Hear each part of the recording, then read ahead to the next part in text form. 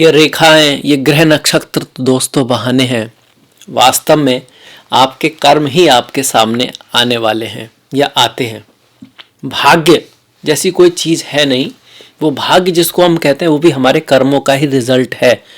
इसीलिए अपने कर्मों पर विशेष ध्यान दें। आप कैसे पुत्र हैं, आप कैसे पिता हैं, कैसे भाई हैं, कैसे नागरिक हैं, आप कैसे बॉस हैं, आप कैसे कर्मचारी हैं, अगर कहीं काम कर रहे हैं किसी के अंडर, कैसे शिक्षार्थी हैं, ये सभी आपके कर्म हैं, ये सभी आपके धर्म हैं। धर्म कोई ऐसा नहीं है कि सिर्फ हिंदू मुस्लिम या सिख, यही धर्म है। आपका पुत्र धर्म है, आपका मातृ धर्म भी है, भाई की वजह से भी आपका एक धर्म बनता है। तो उन सभी में आप ईमानदारी से रेस्पॉन्सिबिलिटी निभाते हुए अपने हिस्से का जो भी चीज़ है ना वो हमेशा करें, तो आपका भाग्य अवश्य चमकेगा। इसी विचार के साथ मैं हूँ आपके साथ डॉक्टर दिलीप, और बहुत बहुत स्वागत करता हूँ धनु वालों के लिए एक बहुत ही स्पेशल वीडियो में कि मार्च का जो महीना है, इस महीने होली आ रही है और होली की आपको दिल से बहुत बहुत शुभकामनाएं। तो ये त्योहारों वाला महीना आपके लिए क्या लेकर आया है, चाहे वो आपका करियर है या फिर आपका घर की लाइफ है, आपका स्वास्थ्य वगैरह है या फिर आपकी प्रेम जीवन है, आपका व्यापार है, आपका धन पैसा, आपके मित्र है या फिर माता पिता आदि हैं, एजुकेशन है, पढ़ाई लिखाई है, स्टॉक मार्केट है, भाग्य है। सारी बातें देखने वाले गहराई से जानेंगे कि भाई किन बातों का ख्याल रखना है, किस दिन क्या इवेंट हो सकता है, कौन सी तिथियां किसी बिजनेस के लिए शुभ हैं, कौन सी तिथियां किसी रिश्ते व्यापार पार्टनरशिप के लिए अच्छी हैं, भूमि से संबंधित काम कब किया जा सकता है, वाहन से संबंधित चीज़ों के लिए कौन सी तिथियां शुभ हैं। ये तिथियां जो होती हैं वो आपके दिन वार करण नक्षत्र आदि को देख के बताई जाती है। चलिए शुरुआत करते हैं। तो देखिए ये आपका चार्ट है, कुंडली है, गोचर कुंडली है। एक आपकी जन्म कुंडली है, जब आप पैदा हुए थे उसमें आपका दशा महादशा अंतरदशा डेस्टिनी लिखी हुई है, उससे ये चीज़ मैच करेगी, वही मिल पाती है।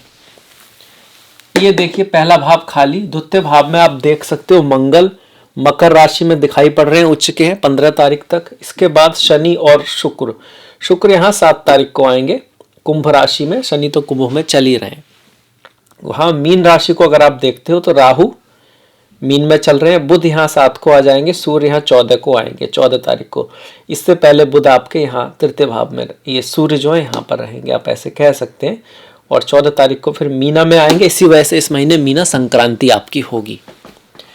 और गुरु को आप देखिए तो गुरु पंचम भाव में है, मेष राशि में, अपने मित्र की राशि में त्रिकोण में बैठे हुए हैं। ये भाव त्रिकोण होते हैं, ये 5वां भाव और 9वां भाव, 1 2 3 4 5, ये पंचम भाव हमेशा त्रिकोण होगा। 6 7 8 9 ये भाव हमेशा त्रिकोण होगा। और इन भावों के स्वामी अक्सर शुभ होते हैं। अगर किसी दूसरे शुभ भाव के स्वामी के साथ बैठ जाएं तो राजयोग, धन योग, लक्ष्मी योग बनाते हैं। नवांशा में भी अच्छे हों तो फिर तो क्या ही बात है। अब चलिए केतु 10वें भाव में, ये आप देख ही सकते हैं, 10वें भाव में कन्या राशि में। अब रिजल्ट के ऊपर आते हैं, जो परिवर्तन हो रहा है। देखिए 15 तारीख तक तो मंगल का साथ आपको अभी और मिल रहा है। ये मंगल यहाँ बैठे हुए हैं, धन के भाव में बैठे हुए हैं, और आपके पंचमेश होकर धन के भाव में बैठे हैं। जब भी पंचम नवम का संबंध एकादश या द्वितीय भाव से बनता है तो इसको हम लक्ष्मी योग बोलते हैं। ये धन देने वाला योग होता है कुंडली में। तो आप भी ऐसे देख सकते हैं, जन्म कुंडली में आपके धन योग होगा तब ही गोचर में बनने वाला धन योग आपको कुछ दे पाएगा, अदरवाइज नहीं दे पाएगा। तो ये धन योग बन रहा है किसका? पंचम भाव का। पंचम भाव किसका होता है? पढ़ाई लिखाई का, तो स्कॉलरशिप मिल सकती है। पंचम भाव किसका होता है? परफॉर्मेंस का। परफॉर्मेंस तो जैसे कि कोई किसी ने अपनी एक पिक्चर बनाई, आर्ट बनाई, जो हर बार उसको बनानी बनेगी। ऐसा नहीं आपने एक आर्ट अच्छी बनाई तो उसके आपके पैसे मिले और दूसरी आर्ट अब बेकार बनाओगे तो उसके भी मिलेंगे आपको। ऐसे ही जब कोई स्पोर्ट्समैन होता है, हर बार अच्छा दौड़ना पड़ेगा तभी आप फर्स्ट आओगे। ऐसे ही एक्टर भी है, गायक भी ऐसा ही है, आप गाओगे हर बार अच्छा गाओगे वही गाना चलेगा। ऐसा नहीं पिछला अच्छा गाया और इस बार हम अच्छा नहीं गा रहे हैं तो फिर भी लोग उसको पसंद करेंगे, वो पसंद नहीं करेंगे। तो ऐसा काम जहाँ हमको हर बार परफॉर्म करना पड़े उसमें आपको लाभ हो सकता है। आपकी वाणी काफ़ी प्रतापी हो सकती है, स्ट्रांग वाणी हो सकती है।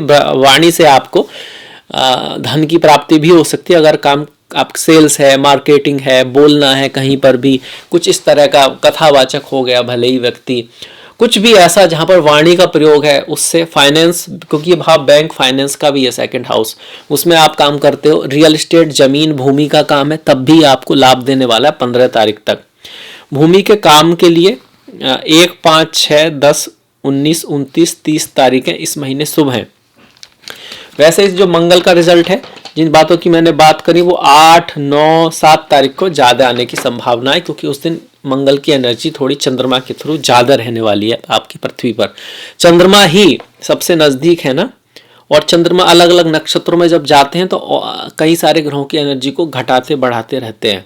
उस हिसाब से मंगल की एनर्जी इस दिन काफ़ी ज़्यादा रहने वाली है। अब बात करें इसकी दृष्टियों की, तो यहाँ से पंचम भाव पर संतान के प्रति थोड़ा रेस्पॉन्सिबल रहना पड़ेगा, और अपने प्रेम में, पति पत्नी में, प्रेमी प्रेमिका में, दोस्तों में थोड़ा सा आपको जल्दबाजी से बचना है, गुस्से से थोड़ा ख्याल रखना है। अष्टम भाव पर दृष्टि पड़ रही है तो आपको जल्दबाजी में एक्सीडेंट वगैरह होने का थोड़ा बहुत भय रहता है जब भी मंगल की दृष्टि अष्टम पे पड़े तो।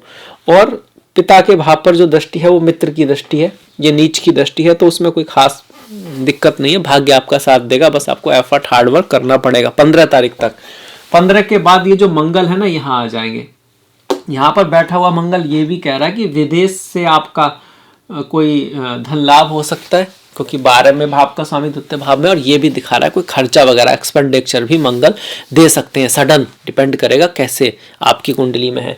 जब यहाँ आएंगे तो यात्रा और ट्रैवल को दिखा रहे हैं 15 तारीख के बाद। छोटे भाई बहनों से कुछ मतभेद हो सकता है, आपके साहस में वृद्धि करेंगे, आपके एनर्जी में वृद्धि करेंगे। अब इसके बाद ये बहुत विशेष परिवर्तन हुआ। दूसरा विशेष परिवर्तन आपका बुध का हो रहा है। बुध आपके बिजनेस के भी मालिक हैं और आपके करियर के, जॉब के भी मालिक हैं। सप्तम और दसम दोनों के मालिक होकर नीच के हो रहे हैं। 7 के बाद नीच के हो रहे हैं, पर केंद्र में है। दो चीजें साथ में हो। नीच के होने का मतलब नीचे से चीजें ऊपर जाएंगी, कुछ चीजें बिगड़ तो सकती हैं इस महीने 7 तारीख के आसपास, पर फिर वो ऊपर की तरफ बढ़ेंगी क्योंकि केंद्र में है। एफर्ट हार्डवर्क करना पड़ेगा, थोड़ा बहुत चीजों में उलझन आएगी, पर अगर आप प्रयास करते रहेंगे, वाणी में डिफरेंस ऑफ ओपिनियन हो सकता है, डॉक्यूमेंट्स वगैरह में गलती हो सकती है, कोई मिसअंडरस्टैंडिंग की वजह से आपके जॉब या बिजनेस में कुछ प्रॉब्लम्स क्रिएट हो सकती है। पर अगर आप प्रयास करते रहोगे, मेहनत करते रहोगे, मेहनत का मतलब फिजिकल मेहनत की बात नहीं हो रही है, मतलब आपको चीज़ों को कैलकुलेट करना है, समझना है और उनका सॉल्यूशन निकालने की कोशिश करनी है, कम्युनिकेट करना है जिसके थ्रू आप उससे सिचुएशन का प्रॉब्लम निकाल सकते हैं। उसमें शर्माना नहीं है, सोचना नहीं है भाई पूछूं ना पूछूं, कहूँ ना कहूँ, तो फिर चीज़ें बेहतर ही जाएंगी। क्योंकि यहाँ से बुध अपने भाव को देख रहे हैं और यहाँ से वो 1 2 3 4 5 6 7 8 9 अपने से दसम जा रहे हैं, अपने से केंद्र में जा रहे हैं। तो बिजनेस और जॉब दोनों के लिए अच्छा है, कुछ दिक्कतें ज़रूर देगा। और बिजनेस से और जॉब से संबंधित विशेष इवेंट जो हैं वो 3 4 12 13 21 तारीख को हो सकते हैं बुध की वजह से। आपको हरी चीज़ों का दान करना, गणेश जी की पूजा करना इस महीने काफ़ी ज़्यादा शुभ है, क्योंकि एक तो केतु भी दसम भाव में बैठे हैं। जब केतु दसम भाव में बैठते हैं तो गणेश जी की पूजा करना, थोड़ा ध्यान वगैरह करना बहुत बढ़िया होता है। क्योंकि यहाँ पर ना आपको थोड़ा मज़ा नहीं आता काम में। काम में एक तरह का कहोगे कि वैराग्य होता है काम से, कि काम छोड़ दो, काम ना करो, काम वो नहीं है जो होना चाहिए, और चीज़ें थोड़ी सी आपके अनुसार नहीं चलती हैं। तो ऐसे में व्यक्ति को वहाँ से एक नीरसता होने लगती है। तो उसके लिए केतु के लिए गणेश जी की पूजा करना, ज्ञान से काम लेना। वैराग्य का ये भी मतलब है कि आपको जब चीज़ें ठीक है तब भी काम करना ही है, जब चीज़ ठीक नहीं है तब भी करना है। ये भी केतु आपको सिखाना चाहते हैं, तो इस बात को भी ध्यान में रखना होगा। अब इसके बाद केतु का हो गया। केतु यहाँ आपके पिता के वाणी को थोड़ा कह सकते हैं कष्ट कर सकते हैं, मतलब उनकी वाणी में कुछ मधुरता ना हो, उनके स्वास्थ्य में भी यहाँ दिक्कत आ सकती है। पिता के धन में, मतलब पिता के काम में भी थोड़ी रुकावटें यहाँ बैठ के केतु क्रिएट करेंगे। राहु, आपका बड़ा मन रहेगा कि घर में शांति रहे। आपका बड़ा मन हो सकता है कि आप अपने घर जाएं, माता से मिलें, बंधु वगैरह आपके साथ बहुत अच्छे से रहें, उनका प्यार आपकी लाइफ में हो, पर वो चीज़ें होंगी नहीं। चाहत उसकी बहुत होगी और उसके लिए आप प्रयास भी बहुत करेंगे। तो आपको बैलेंस करना है, ऐसा ना हो उस चाहत में आप अपने काम पे फोकस नहीं कर पा रहे। इस चीज़ का आपको ध्यान रखना है। वैसे माँ सरस्वती या माँ दुर्गा की पूजा बुधवार के दिन, शनिवार के दिन कर सकते हैं राहु के लिए, अगर राहु की दशा अंतर्दशा आपकी चल रही है। शादी विवाह के मामले में ठीक ही है, थोड़ा मिसअंडरस्टैंडिंग से काम मतलब बचना है आपको। वाणी का एक कह सकते हैं प्रयोग करें, शांत ना रहें, उनकी बातों को भी सुनने की कोशिश करें। अगर कोई बात है, आपको ऐसा लग रहा है कोई व्यक्ति आपकी पति पत्नी कुछ कर रहा है, आपकी समझ में नहीं आ रहा, तो ये ना सोचें कि वो गलत ही कर रहा है, पहले जाने उसका कारण क्या है, समझें, तो आपकी प्रॉब्लम का सॉल्यूशन दिखाई देगा आपको। वैसे शादी विवाह के लिए मुहूर्त की अगर बात करें तो मार्च में 1, 2, 3, 4, 5, 6, 7, 10, 11, 12 ये काफ़ी शुभ तारीखें यहाँ पर निकल के आती हैं। भूमि से संबंधित बहुत अच्छा योग तो नहीं है, पर फिर भी आपका चौथे भाव का स्वामी पंचम में है, तो ओवरऑल भूमि से संबंधित कुछ इवेंट हो सकते हैं। आपका प्लानिंग अगर चल रही है घर जमीन, तो वो चीज़ें सफलता की तरफ जा सकती हैं, डिपेंडिंग अपॉन आपकी ग्रह दशा क्या चल रही है। पर भूमि से संबंधित काम के लिए 1, 5, 6, 10, 19, 29 और 30 तारीखें जो हैं वो काफ़ी अच्छी हैं, शुभ हैं। आपको किसी चीज़ को नाम देना है, संतान को नाम देते हैं, अपने प्रोजेक्ट को नाम देते हैं, अपनी प्रोफाइल को नाम देते हैं, किसी भी चीज़ को एक नामकरण करना है, तो उसके लिए 1, 3, 6, 7, 8, 11, 15, 17, 20, 24, 25, 27, 28, 29 तारीखें इस माह की अच्छी हैं। विद्या आरंभ के लिए 6, 7, 20, 21, 27 मतलब कम ही तिथियां हैं। विद्या मतलब ज्ञान के आरंभ के लिए पहले महीने काफ़ी सारे थे। ये हो गया आपका। इसके बाद शुक्र की बात कर लेते हैं। जब शुक्र शनि के साथ रहेंगे यहाँ पर, तो प्रेम में थोड़ा सा आप कह सकते हो, शुक्र प्रेम है, भोग है, शनि वैराग्य है। जब ये साथ में आते हैं तो ये व्यक्ति के अंदर ना एक डायलेमा क्रिएट होता है चीज़ों में। एक तरफ तो उसका मन भोगों की तरफ भी जाता है, दूसरी तरफ वो वैराग्य की बात सोचता है। एक तरफ बहुत मेहनत भी करना चाहता है, दूसरी तरफ वो एंजॉय वो चाहता है लाइफ में। तो एक डिलेमा सा क्रिएट होता है लाइफ में जब शुक्र शनि साथ में होते हैं। इसलिए इसको कई बार अच्छा योग भी माना गया कि उस डिलेमा से ही जब व्यक्ति ज्ञान की प्राप्ति होती है। जब तक उलझन नहीं आएगी तो सुलझन कैसे आएगी। अगर आप शांति में ऐसी जगह बैठे हो जहाँ कोई डिस्टर्ब ही करने वाला नहीं है, तो आपने क्रोध पे थोड़ी ना विजय प्राप्त किया है। आपके आसपास तो कोई ऐसी चीज ही नहीं हो रही, आप बड़े सोच में हो कि भाई मैं तो क्रोध पे विजय, बहुत दिनों से क्रोध नहीं किया है। अब बैठे ही ऐसी जगह हो जहाँ पे कुछ है ही नहीं, है ना। तो जो रियल ज्ञान है वो तो आपको समाज में ही मिलेगा ना, जहाँ कारण है क्रोध का, तभी तो आपको पता लगेगा कि आपने उसमें विजय प्राप्त किया नहीं। इसीलिए शनि शुक्र का जो योग है, अगर वहाँ गुरु केतु से कुछ संपर्क बनता है तो फिर ये वास्तव में सन्यासी योग बनाता है। तो शनि शुक्र आपको कभी कभी ध्यान मेडिटेशन की तरफ और कभी कभी भोग विलास उस तरफ ले जाने की कोशिश करते हैं। दोनों चीज़ों को समझ के ही फिर व्यक्ति ज्ञान की तरफ जाता है। जहाँ तक कुंडली की बात है तो आपके लिए शनि धन के कारक है, तृतीय भाव में आ रहे हैं, और शुक्र जो है वो उतार चढ़ाव के कारक है। धन के क्षेत्र में उतार चढ़ाव आ सकता है, कुछ बदलाव आ सकता है, कुछ चेंज आ सकते हैं, कुछ ट्रांसफॉर्मेशन आ सकता है। धन के सोर्सों में भी कुछ उतार चढ़ाव आपके 5, 6, 13, 14, 23 तारीख को रह सकते हैं। इसमें भी 23, 14 ये तारीखें ज़्यादा महत्वपूर्ण है। यहाँ बैठ के शुक्र और शनि और मंगल 3 ग्रह जो है ना भाग्य को देख रहे हैं। तो स्त्री की वजह से, फीमेल की वजह से, आपके भाइयों की वजह से, आपके प्रयास की वजह से, और कह सकते हैं कि भाई फैमिली के कारण आपको कुछ भाग्य उन्नति के चीज़ें मिल सकती हैं, उनकी प्राप्ति हो सकती है। यहाँ से तृतीय भाव में बहुत ज़्यादा ग्रह होने से मेहनत, एफर्ट, हार्डवर्क बढ़ती है, घटती नहीं है, पर वो मेहनत आपके काम भी आती है, ये भी है। अब आ जाते हैं चौथे भाव में। एक तो एक ग्रह, फिर ग्रहों का जो ग्रुप है। चौथे भाव में सूर्य है, राहु है, बुध है, तो बाहर विदेश ले जाने को दिखा रहे हैं। आपका थोड़ा मन उदास भी रहेगा। राहु सूर्य जो है मन के लिए कोई बहुत अच्छे ग्रह नहीं है, और चौथे भाव की एनर्जी जलीय एनर्जी है, पानी वाली एनर्जी है। राहु तो जहां है उसको बढ़ा देंगे, सूर्य साथ में आ गया तो अग्नि बढ़ रही है वहां पर 15 तारीख के बाद, तो मन में थोड़े उदास रह सकता है आपको। और बुध, राहु बुध के साथ है तो आप बातें करने में चतुरता तो रहेगी, पर यहाँ बुध नीच के हैं, तो आप सोचोगे आप चतुराई से बात कर रहे हो, पर वो बात शायद सही ना हो, उसकी मिसअंडरस्टैंडिंग हो जाए। तो वहाँ बातों का, डॉक्यूमेंट्स आदि का बड़ा ध्यान रखना है। बुध स्ट्रांग हो और राहु साथ में हो तो फिर बेहतर रहता है। अगर बुध कमजोर है और राहु साथ में है तो इमेजिनेशन के लिए तो अच्छा है, आर्टिज्म के लिए तो अच्छा है, फंटेसी के लिए तो अच्छा है, ख्याली पुलाव के लिए तो बहुत बढ़िया है, क्योंकि कविता लिख रहे हैं वहाँ तो आपको ख्याली पुलाव भी चाहिए ना, तभी एक अच्छी कविता, एक अच्छी फैंटेसी बन पाएगी। रियल लाइफ में दिक्कत हो जाएगी, है ना, तो वो हमें ध्यान में रखना है।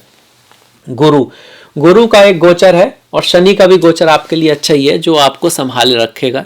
गुरु यहाँ से आपको ज्ञान भी दे रहे हैं, बुद्धि भी दे रहे हैं, शिक्षा वगैरह में भी आपकी हेल्प करेंगे, प्रेम में भी बनाए रखेंगे, आप दूरदृष्टि भी रख पाओगे इस गुरु की वजह से।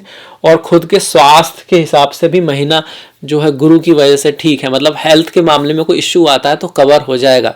आपको कहीं आपने इन्वेस्टमेंट किया है पैसे का, चीज़ों में, एनर्जी का, तो उसका कहीं ना कहीं रिजल्ट आपको मिलता रहेगा गुरु की वजह से। कुछ पूर्व पुण्यों की वजह से भी आपके काम बनेंगे। 1, 10, 18, 19, 28, 29 जो तारीख है इस मामले में खासी प्रभावशाली रहेंगी। गुरु की यहाँ से 1, 2, 3, 4, 5 नवम भाव पर दृष्टि भाग्य को तो बढ़ाएगी। शिक्षा, एजुकेशन, शिक्षा ऐसा नहीं कि हम जब छोटे होते हैं तभी होती है, जब बड़े होते हैं तब भी कुछ ना कुछ सीख रहे होते हैं। एक सीखने की ललक रहती है हमारे अंदर, ज्ञान को, धर्म को जानने की ललक गुरु बनाए रखेंगे। एकादश भाव में आपका ग्रुप से आपको लाभ हो सकता है। और लग्न या कहिए राशि जो सबसे महत्वपूर्ण है, उस पर गुरु की दृष्टि अति शुभ है, अपने ही भाव को गुरु यहाँ से देख रहे हैं।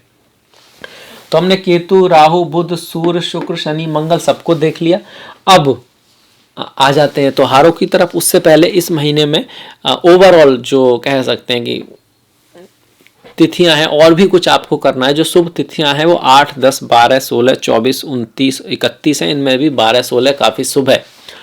अब त्योहारों की तरफ चलते हैं। त्योहार हमारी पहचान है एक तरह से। जैसे हम किसी व्यक्ति को देखते हैं ना, उसके कपड़े दिखते हैं हमको और उसका व्यवहार दिखता है, फिर उसके बाद हम देखते हैं वो क्या करता है क्या नहीं करता है, और उससे एक आइडिया लगाते हैं उसके बारे में। ऐसे एक कंट्री के बारे में भी, ऐसे एक समाज के बारे में भी उसकी एक आइडेंटिटी है जो उसको बताती है, दिखाती है। क्या मनाते हो, क्या करते हो, कब फास्ट रखते हो, क्या नहीं करते हो, उसकी अपनी एक आइडेंटिटी होती है। ऐसा नहीं कि सारी दुनिया की आइडेंटिटी एक होनी चाहिए, या हो मतलब जो वेस्टर्न की उनकी एक अपनी आइडेंटिटी है, वो उसको फॉलो कर रहे हैं, वो भी एक अच्छी बात है। इसी तरह से हमारी भी एक अपनी आइडेंटिटी है, त्योहार है, तौर तरीके हैं, संस्कृति है, इसलिए अपने त्योहारों के बारे में जानना बहुत ज़्यादा ज़रूरी है। तो इस महीने तो होली है, सबसे पहले होली की आपको हार्दिक शुभकामनाएं। ये रंगों का त्यौहार आपके जीवन में खुशियों के रंग लेके आए। 8 तारीख की महाशिवरात्रि है, 24 की छोटी होली, 25 की बड़ी होली है। और बड़ी होली जो है पूर्णिमा के दिन होती है, तो 25 की पूर्णिमा भी होगी। प्रदोष 8 और 32 का है प्रदोष व्रत। और 10 तारीख की फागुन अमावस्या, 6 तारीख की, माफ कीजिएगा, 6 तारीख की विजया एकादशी, 20 तारीख की अमाला की एकादशी। ओम नमो नारायणाय, ओम नमो भगवते वासुदेवाय। 28 तारीख की संकष्टी और 14 तारीख की मीना संक्रांति। सूर्य मीन राशि में जा रहे हैं, मीन राशि में सूर्य जाते हैं, होली होती है। मीन राशि किसकी होती है? अध्यात्म की, प्रेम की, सबको गले लगाने की। तो होली भी कहीं ना कहीं प्रेम का संदेश भी है, और अच्छाई की बुराई पर विजय का संदेश तो है ही, वो तो हमारे हर ही त्योहार में रहता है। तो इसके साथ ये वीडियो मैं समाप्त करता हूँ। मुझे आशा है कि आपको पसंद आया होगा, तो लाइक ज़रूर करिएगा, सब्सक्राइब करना मत भूलिएगा। अगर आपने सब्सक्राइब करना नहीं किया है, घंटी वाला बटन दबा दीजिएगा, ताकि आपको नोटिफिकेशन मिल सके। अगले वीडियो तक अपना ख्याल रखें, अपनों का ख्याल रखें, कुछ ना कुछ अच्छा बढ़िया देखते रहें, सुनते रहें, स्वस्थ रहें, मस्त रहें, और इसी तरह से जीवन में आगे बढ़ते रहें। आपने अंत तक वीडियो देखा, इसके लिए आपका बहुत बहुत धन्यवाद। नमस्कार।